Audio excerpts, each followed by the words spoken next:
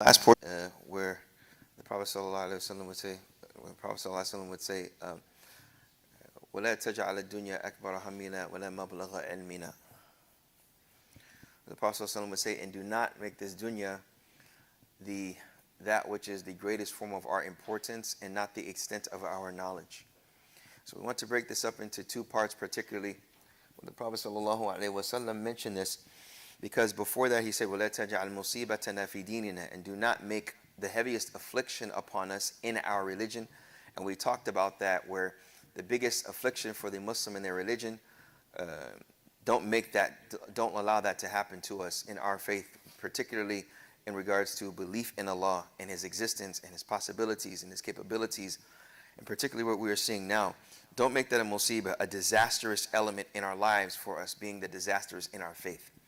And then after that he says, وَلَا تَجْعَلَ الدُّنْيَا أَكْبَرَ هَمِّنَا وَلَا مَبْلَغَ عِلْمِنَا, and do not make the dunya that which is the greatest form of our importance.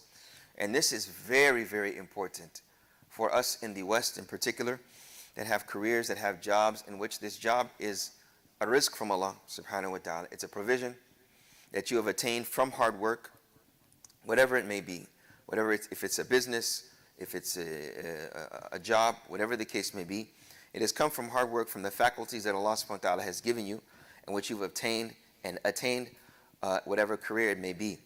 But the Prophet sallallahu alaihi wasallam is making a very important distinction here when he's asking Allah, do not make that the most important factor in our lives. Because if you notice right before that, he said, do not make the biggest trial in our religion. So the dunya should be subservient to the deen. I'm going to repeat that.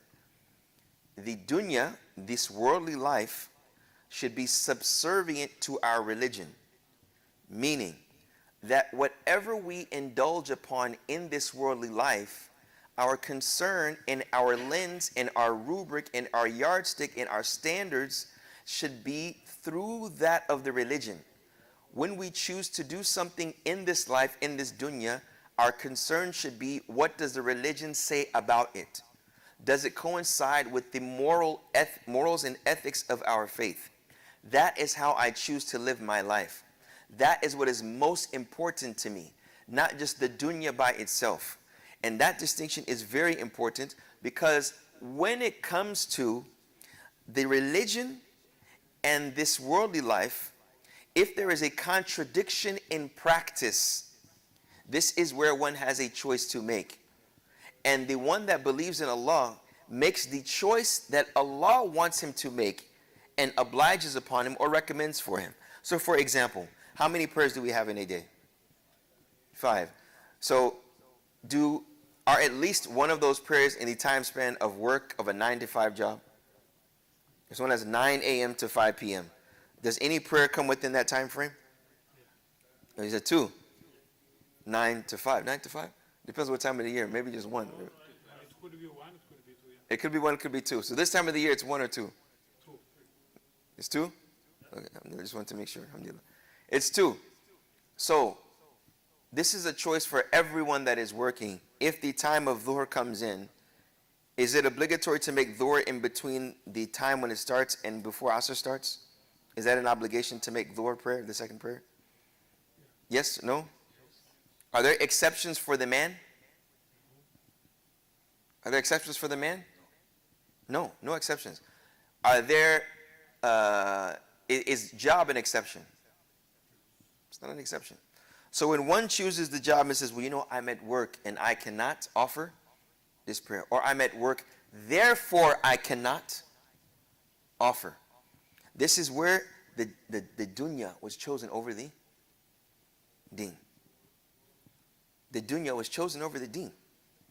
Because this religion is something that is transcendent, therefore everything in this creation is subservient to the Creator and subservient to the system the Creator has brought for creation, which for us, the Muslims, is Sharia, which is Islam. So if we make that our importance, that is where it can become problematic for our faith. Not only that, we have to understand, the result of choosing the dunya over the deen, or aspects of the dunya over the deen, can cause a disease of the heart. When one consistently chooses this world and neglects that which his religion or her religion obliges or wants from them, if they continue in that, that can become a disease of the heart. What do we mean? We took in the class with the sisters today that the disease is it emanates from two basic factors. Who knows what they are? There's the shubuhat, the perceptions, and the shahawat, the desires. So if we take the prayer, for example, someone can say a perception is a misunderstanding of the religion. And they call it shubha because yushbihu shay'an. It resembles something that may be right, but then you give it the same characteristics of that resemblance because of its resemblance. So if someone says, no, Allah does not want us to pray during this time of the day if we're at work. Someone says, where did you get that from? They say, Allah is the Razaq. He provided me with the job. He knows my situation. He's Al-Alim. So he would not put me in a what? Difficult situation, to where the difficult situation is to tell my supervisor, to tell my employees, to tell someone, I need just 5 minutes. What are you going to go do? I just have to go pray. I have to go pray. I pray 5 times. This is the time. Allah would never do that to me. Therefore, the prayer is not what? It's not obligatory upon me. No? It's not obligatory. Is this a misconception, a misunderstanding, or following a desire? Huh?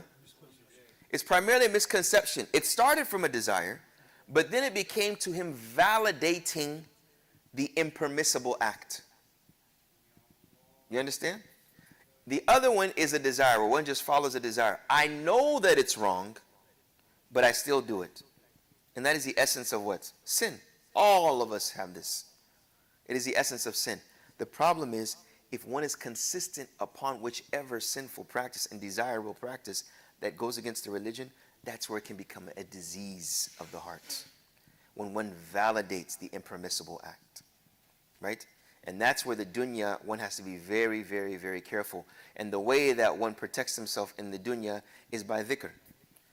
And I say dhikr, not only dhikr of the lisan, of the tongue, by being involved in what Allah has given you as a reminder. So coming to the masjid is a form of dhikr. You're remembering Allah, you're remembering His deen, you're remembering the reward, you're remembering being with your brothers, you're remembering the angels, you're remembering that Allah loves it. All of this is, it reminds you and it motivates you to come and do that action. So that is what can keep one's heart pure. And that's what we talk about, a pure heart. Pure from any diseases.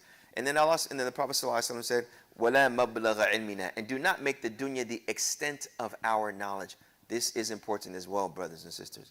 When one does not know how to recite Fatiha, and they have been Muslim all their life, this is a problem. It's possibly haram for that person.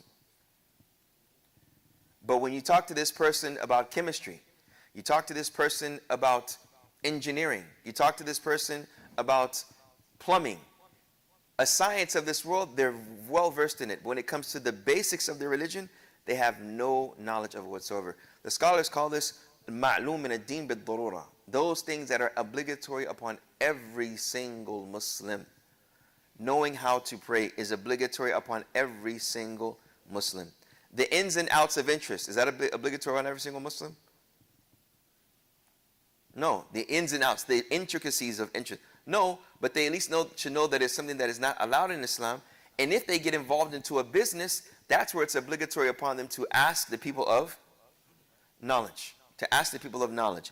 But the obligatory acts from the five pillars of Islam. If someone goes to Hajj and they don't know how to perform Hajj, they never sought the knowledge of Hajj, that is upon them. No? So when we talk about la mablagha ilmina, do not make the dunya the extent of our knowledge. Make our knowledge of that our knowledge of the deen of Islam. This is the most important thing. This is why the scholars of Islam they should be those that practice what they know. And if they know more than the average layman, their practice should be more than them. That is what the standard is. And this is why the Prophet ﷺ said, إِنَّ الْعُلَمَاءَ وَرَثَةُ الْأَنْبِيَاءِ, that these scholars are the inheritors of the prophets. And they inherited the knowledge. They didn't inherit any money. So they inherited the knowledge of the religion. And the goal of knowledge is not knowledge. The goal of knowledge is action from the knowledge. So when the Prophet ﷺ made this beautiful dua, it's important for us to know the position of the dunya in the life of the Muslim. to know that it is something that is at a low status, that we do not cherish it, but we use it for that which is much greater. We use it to help us in the deen of Islam. And when one is diverted from that, that's where it can be possibly harmful upon them and upon others, whether it's following their desires or having the wrong perception and not knowing anything about what Allah subhanahu wa ta'ala has obliged or recommends for them to ultimately protect them from the evils of shaitan, from mankind and from the jinn. So may Allah subhanahu wa ta'ala protect us in this life and make us of those that are aware of His greatness and His protection. May Allah subhanahu wa ta'ala forgive us for our shortcomings. May Allah subhanahu wa ta'ala with His protection protect our brothers and sisters in Gaza, Ya Rabbil Alameen. May Allah subhanahu wa ta'ala increase and strengthen the iman and wherewithal in their hearts, Ya Rabbil Alameen. May Allah allow us, when we hear or see of any of this that they are facing, that we put our hands up to Him and ask Him for His greatness and His protection and His honor and His mercy and His love, and also His punishment for those that are the enemies of Him and the enemies of Islam. ربنا آتنا في الدنيا حسنة وفي الآخرة حسنة وقنا عذاب النار وصلى الله وسلم وبارك على نبينا محمد وعلى آله وصحبه الأبرار.